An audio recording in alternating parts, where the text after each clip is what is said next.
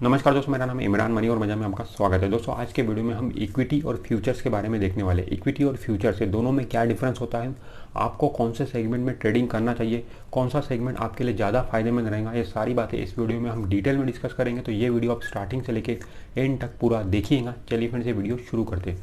Friends देखिए, equity market जो होता है वहाँ पे आप क्या है इन्वेस्टमेंट भी कर सकते हो, ट्रेडिंग तो कर ही सकते हो, ट्रेडिंग के साथ साथ आप इन्वेस्टमेंट भी कर सकते हो। मतलब इक्विटी मार्केट में कोई भी आप शेयर खरीद के उसको डिमैट अकाउंट में 10 साल तक होल्ड करके भी रख सकते हो, 2 साल 3 साल पूरी ज़िंदगी भर तक होल्ड करके रख सकते हो। मतलब फुल इन्वेस्टमेंट आप कर सकते हो इक्विटी मार्केट में।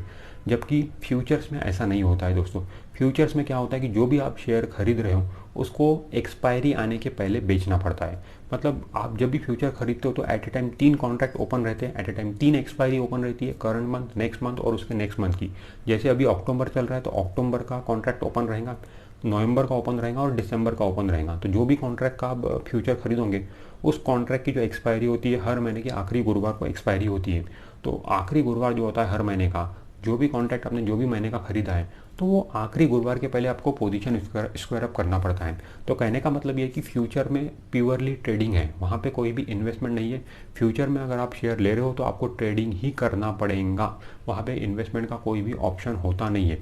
उसके अलावा दोस्तों इक्विटी मार्केट में आपको जो कंपनी मिलेंगी वो 4,000 5,000 6,000 कंपनियां लिस्टेड है इक्विटी मार्केट में, ठीक है। लगभग मतलब सारी कंपनियां आपको इक्विटी में दिख जाएंगी, एनएससी बीएससी दोनों मिला के 6-7 हज़ार कंपनियां मिल जाएंगी आपको। बट फ्यूचर्स में ऐसा दोस्तों है नहीं, फ्यूचर में सारी कंपनियां मौजूद नहीं है। फ्यूचर में आप देखोगे तो 150 200 250 कंपनी तक आपको मिल जाएंगी, उससे ज़्यादा कंपनियां फ्यूचर में है नहीं। क्योंकि फ्यूचर में वही कंपनी होती है जो फंडामेंटल साउंड है, जिनके फंडामेंटल अच्छे हैं, जो बड़ी कंपनी, जो अच्छी कंपनी है। इनफैक्ट फ्यूचर में कंपनी को आने के लिए कुछ क्राइटेरिया होता है, उसको फुलफिल करना पड़ता है।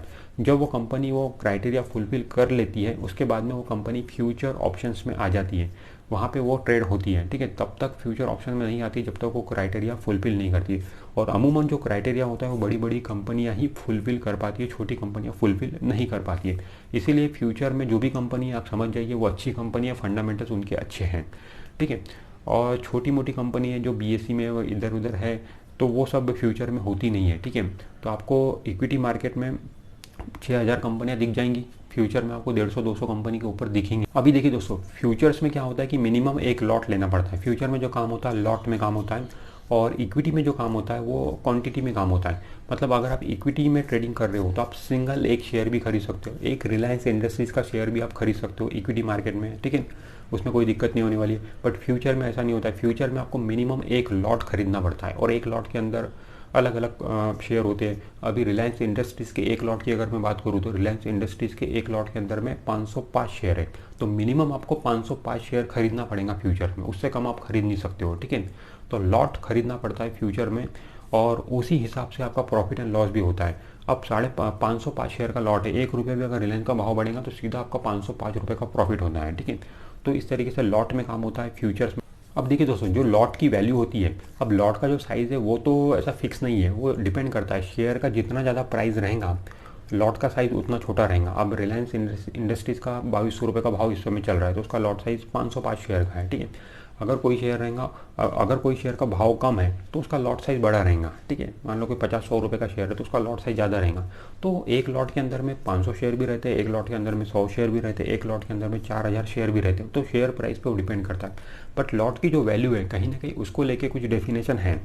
लॉट की जो वैल्यू है उसकी जो वैल्यूएशन होती है वो 10 लाख रुपए के अराउंड होती है, 6 लाख 7 लाख 8 लाख 9 लाख 10 लाख ऐसी आपको लॉट की वैल्यू दिखेंगी। तो इतनी लॉट की वैल्यू होती है, ठीक। अभी देखिए दोस्तों, जो भी आप इक्विटी में शेयर खरीदते हो वो आपके डिमैट अकाउंट में आ जाता है T+2 में। इक्विटी मार्केट का जो सेटलमेंट होता है वो T+2 में सेटलमेंट होता है। आज आपने कोई शेयर खरीदा तो 2 दिन के अंदर में वो शेयर आपके डिमैट अकाउंट में आ जाता है, अगर आपने वो शेयर बेचा नहीं तो। और फ्यूचर में दोस्तों ऐसा नहीं होता है, फ्यूचर में कोई भी शेयर डिमैट अकाउंट में जाता नहीं है, क्योंकि फ्यूचर का जो सेटलमेंट होता है वो कैश में सेटलमेंट होता है और जो इक्विटी का सेटलमेंट होता है वो डिलीवरी बेस्ड सेटलमेंट होता है, ठीक है। इसका मतलब ये है, इक्विटी का जो सेटलमेंट डिलीवरी बेस्ड सेटलमेंट होता है, इसका मतलब ये है कि जो भी आप शेयर खरीदो तो 2 दिन के अंदर में वो शेयर आपके डिमैट अकाउंट में आ जाता है। जब भी आप कोई शेयर बेचते हैं तो 2 दिन के अंदर में उसके पैसे आपके ट्रेडिंग अकाउंट में आ जाते हैं। तो इस तरीके से सेटलमेंट होता है इक्विटी का। बट फ्यूचर का सेटलमेंट ऐसा नहीं होता है, फ्यूचर का सेटलमेंट कैश में होता है। जो भी आप कोई शेयर खरीदो वो कैश आपको देना पड़ता है, और जो भी आप शेयर बेचो उसके पैसे आपको मिल जाते हैं, मतलब कैश में सेटलमेंट होता है और एक दिन में ही सेटलमेंट हो जाता है, मतलब T+1 में सेटलमेंट हो जाता है। अब इसका मतलब ये है कि अगर आपको सिर्फ फ्यूचर में ट्रेडिंग करना है तो आपको डीमैट अकाउंट की ज़रूरत ही नहीं है। विदाउट डीमैट अकाउंट भी आप फ्यूचर में ट्रेडिंग कर सकते हो, क्योंकि फ्यूचर में जो भी आप शेयर खरीदोगे वो डीमैट अकाउंट में जाते ही नहीं है, तो ऐसे में फिर डीमैट अकाउंट की ज़रूरत क्यों। थ्योरेटिकली ये पॉसिबल है बट प्रैक्टिकली ये पॉसिबल नहीं है। कोई भी ब्रोकर के पास में आप जाओगे और उससे बोलोगे कि मुझे सिर्फ ट्रेडिंग अकाउंट ओपन करना है, डीमैट अकाउंट ओपन नहीं करना, तो वो आपको अलाउ नहीं करेगा। वो आपको बोलेगा कि सर आपको फ्यूचर में ट्रेडिंग करना है या इक्विटी में ट्रेडिंग करना है, कहीं पर भी ट्रेडिंग करना है, आपको दोनों अकाउंट ओपन करना जरूरी है, डीमैट भी और ट्रेडिंग भी। नॉर्मली ब्रोकर ऐसा बोलेंगे। कुछ एक ब्रोकर रहेंगे जो आपको अलाउ कर देंगे, वो बोलेंगे कि ठीक है आइए सर सिर्फ आप ट्रेडिंग अकाउंट ओपन करिए, डीमैट नहीं भी ओपन करे तो चलेगा। कुछ एक ब्रोकर रहेंगे ऐसा अलाउ करेंगे, बट नॉर्मली मैक्सिमम ब्रोकर यही बोलेंगे कि डीमैट और ट्रेडिंग दोनों अकाउंट ओपन करना जरूरी है। बट थ्योरेटिकली ये पॉसिबल है, ऑन पेपर ये पॉसिबल है कि आप विदाउट डीमैट अकाउंट भी फ्यूचर ऑप्शंस में ट्रेडिंग कर सकते हो सिर्फ ट्रेडिंग अकाउंट की मदद से। हाँ, फिर अगर इक्विटी में आपको ट्रेडिंग करना है तो वहाँ पे तो डीमैट अकाउंट कंपलसरी है, क्योंकि T+2 में सेटलमेंट होता है, 2 दिन के बाद में शेयर आते हैं तो डीमैट अकाउंट में ही आएंगे। अगर आपके पास में डीमैट अकाउंट नहीं रहेगा तो शेयर को आप कहाँ रखोगे। डीमैट अकाउंट एक ऐसी जगह होती है जहाँ पे आप शेयर को होल्ड करके रख सकते हो, तो डीमैट अकाउंट जरूरी है इक्विटी मार्केट के लिए। फ्यूचर्स के लिए अगर डीमैट अकाउंट नहीं रहेगा तो भी आपका काम चलता। देखिए दोस्तों, जो फ्यूचर है वो ज़्यादा रिस्की है इक्विटी मार्केट के मुकाबले। इक्विटी में क्या है कि आप एक शेयर खरीद सकते हो, जो भी प्रॉफिट लॉस होगा आपका एक ही शेयर पे होगा, जबकि फ्यूचर में ऐसा नहीं है। फ्यूचर में आपको मिनिमम एक लॉट लेना पड़ता है, तो जो भी आपका प्रॉफिट लॉस होगा उस एक लॉट पे होगा, मतलब उस लॉट के अंदर में जितने शेयर है उतने शेयर पे होगा। अगर रिलायंस इंडस्ट्रीज का एक लॉट आपने खरीदा, 505 शेयर है, तो ₹1 भी अगर रिलायंस का भाव बढ़ा तो सीधा ₹505 का प्रॉफिट, ₹1 रिलायंस गिरा तो ₹505 का लॉस।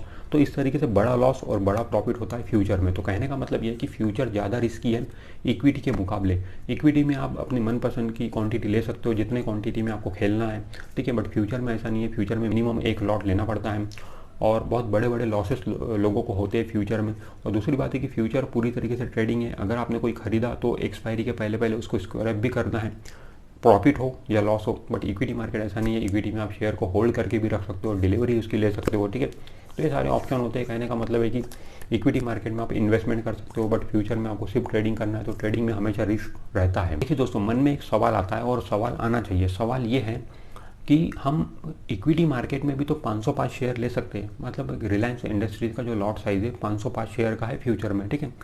तो हम इक्विटी मार्केट में भी तो 505 शेयर ले सकते हैं और एक शेयर भी ले सकते हैं, 505 शेयर भी ले सकते हैं।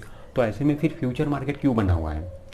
तो इसकी फ्यूचर मार्केट की एक खूबी है दोस्तों। खूबी ये है कि अगर आप इक्विटी मार्केट में कोई शेयर खरीदोगे, मतलब अगर आपको इक्विटी मार्केट में 505 शेयर खरीदना है रिलायंस इंडस्ट्रीज के, तो 505 मल्टीप्लाई बाय 2200 जो रिलायंस इंडस्ट्रीज का इस समय भाव है, तो पूरे पैसे आपको ब्रोकर को देना पड़ेंगे। वो कुछ 10 लाख 11 लाख रुपए के करीब वैल्यू होती है, ठीक है।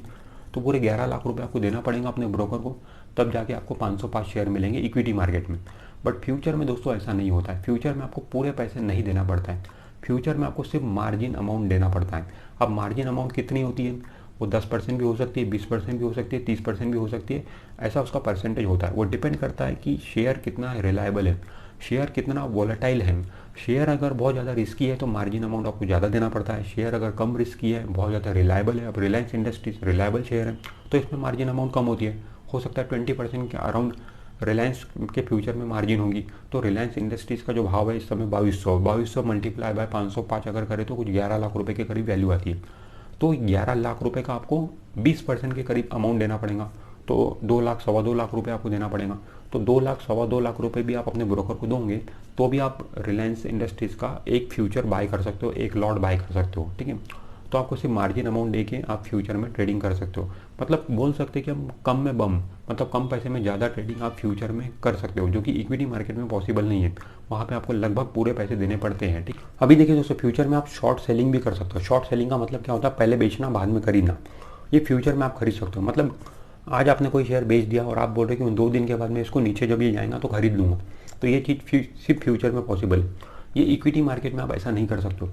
इक्विटी मार्केट में ऐसा नहीं कर सकते हो कि आज आपने कोई शेयर बेच दिया, आपके पास में वो शेयर है नहीं और आप बोल रहे हो कि मैं इसको कल खरीद लूँगा।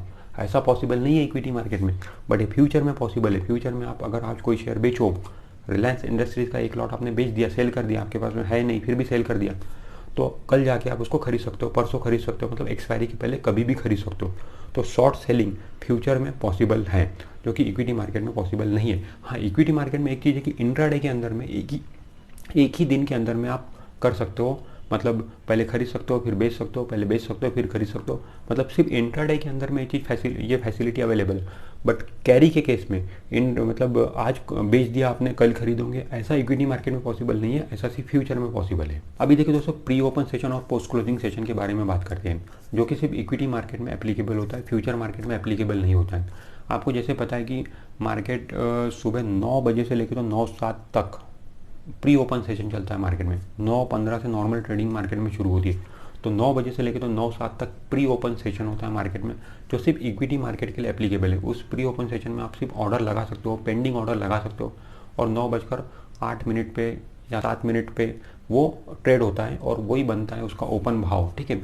तो और पोस्ट क्लोजिंग सेशन जो होता है शाम को 3:30 बजे मार्केट बंद हो जाता है, फिर 10 मिनट का हॉल्ट रहता है, फिर 3:40 को मार्केट फिर से खुलता है, 3:40 से लेकर तो 4 बजे तक पोस्ट क्लोजिंग सेशन चलता है मार्केट में, जो वो भी इक्विटी मार्केट के लिए एप्लीकेबल होता है, ठीक है। उसमें भी कुछ ट्रेड होते हैं, ठीक है, जो क्लोजिंग भाव है उस रेट पे ट्रेड होते हैं। तो प्री ओपन सेशन और पोस्ट क्लोजिंग सेशन दोनों इक्विटी मार्केट में एप्लीकेबल है, फ्यूचर को इससे कोई लेना देना नहीं। अभी देखिए दोस्तों, सबसे ज़्यादा जो वॉल्यूम होता है वो फ्यूचर में होता है, ठीक है। हमारे इंडियन स्टॉक मार्केट में सबसे ज़्यादा जो पैसा जनरेट होता है, मतलब वॉल्यूम, सबसे ज़्यादा लोग जो ट्रेडिंग करते हैं 80% के करीब जो वॉल्यूम जनरेट होता है वो फ्यूचर मार्केट से ही आता है। 20% के करीब वॉल्यूम होगा जो इक्विटी मार्केट से आता है। कहने का मतलब है कि ज़्यादातर लोग फ्यूचर्स में ट्रेडिंग कर रहे हैं, ठीक है। फ्यूचर्स में ट्रेडिंग ज़्यादा हो रही है, इक्विटी मार्केट में कम हो रही है, क्योंकि दोस्तों देखिए, फ्यूचर में जो बंदा ट्रेडिंग करता है वो रोज़ ट्रेडिंग करेगा, रोज़ खरीदेगा बेचेगा, कुछ ना कुछ करेगा। और जो इक्विटी मार्केट में जो बंदा ट्रेडिंग कर रहा है वो मे भी हो सकता है इन्वेस्टर हो, तो इन्वेस्टर जो लोग जो होते हैं रोज़ रोज़ नहीं खरीदते बेचते हैं, वो कभी खरीदेंगे कभी बेचेंगे, जब उनका शेयर बढ़ गया, प्रॉफिट बुक करना है तब बेचेंगे, अगर उनके पास में पैसे हैं तो खरीदेंगे। तो इस तरीके से कहने का मतलब है कि फ्यूचर्स में जो ट्रेडिंग करने वाला बंदा है लगभग रोज़ ट्रेडिंग करता है, तो ऐसे में वॉल्यूम बहुत ज़्यादा जनरेट हो जाता है। तो 80% के करीब जो वॉल्यूम आता है वो सिर्फ फ्यूचर ऑप्शन से आता है हमारे इंडियन स्टॉक मार्केट में, और 20% के करीब जो वॉल्यूम आता है वो इक्विटी से आता है। अभी देखिए दोस्तों, किन लोगों को इक्विटी मार्केट में पैसा निवेश करना चाहिए और किन लोगों को फ्यूचर्स में ट्रेडिंग करना चाहिए। तो फ्रेंड देखिए, जो लोग कंजर्वेटिव है, जो लोग थोड़ा सा लॉस हुआ तो भी डर जाते हैं, तो ऐसे लोगों को इक्विटी मार्केट में ही ट्रेडिंग करना चाहिए। और जो इन्वेस्टर हैं, मतलब जो सिर्फ खरीद के रखना चाहते हैं, लॉन्ग टर्म इन्वेस्टमेंट करना चाहते हैं, तो उन लोगों के लिए इक्विटी मार्केट ही अच्छा है। और जो लोग छोटे ट्रेडर है, मतलब स्मॉल ट्रेडर, तो उन लोगों के लिए भी इक्विटी मार्केट ही अच्छा है, क्योंकि स्मॉल ट्रेडर क्या है, 1-2 शेयर, 5 शेयर, 10 शेयर में भी खेल सकता है, तो इक्विटी मार्केट में ही पॉसिबल है। अब फ्यूचर्स जो है, बिल्कुल जो हाई रिस्क लेने वाले जो लोग हैं उन लोगों के लिए फ्यूचर्स हैं, मतलब बिल्कुल जो एग्रेसिव इन्वेस्टर है, हाई रिस्क टेकर हैं, जो बिल्कुल छाती पे माती लगा के आना चाहते हैं, बिल्कुल उन लोगों के लिए फ्यूचर बना हुआ है, जो बड़े बड़े रिस्क लेने के लिए तैयार है, डरते नहीं है अपना लॉस हुआ तो, उनके जिनका जिगरा बड़ा है उन लोगों के लिए फ्यूचर है।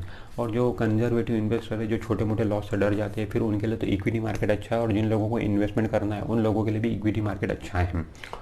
बट इसका मतलब ये नहीं कि फ्यूचर में लोग पैसा कमा लेते हैं, मैक्सिमम लोग फ्यूचर में लॉस करते हैं। अगर 10 लोग फ्यूचर में ट्रेडिंग कर रहे हैं तो हार्डली 1 या 2 लोगों को प्रॉफिट हो जाता है, 7-8 लोग लॉस ही करते हैं, ठीक है, ये डेटा है। और अगर इक्विटी मार्केट में कोई बंदा इन्वेस्टमेंट कर रहा है कई सालों से, तो उसमें से 7-8 लोग प्रॉफिट कमा लेंगे, 2-3 लोग लॉस करेंगे, ये भी डेटा है। तो कहने का मतलब यह है कि दोनों ही अपने अपने दोनों की डेफिनेशन है, ठीक है। अब कोई देखिए, हम कितना भी बोलेंगे तो लोग ट्रेडिंग करेंगे ही, हम कितना भी बोलेंगे तो लोग इन्वेस्टमेंट करेंगे, लोगों को जो करना है वो करेंगे। बट बेस्ट ये है कि हमारा नेचर किस तरीके का है, उसके हिसाब से हमें पैसा निवेश करना चाहिए।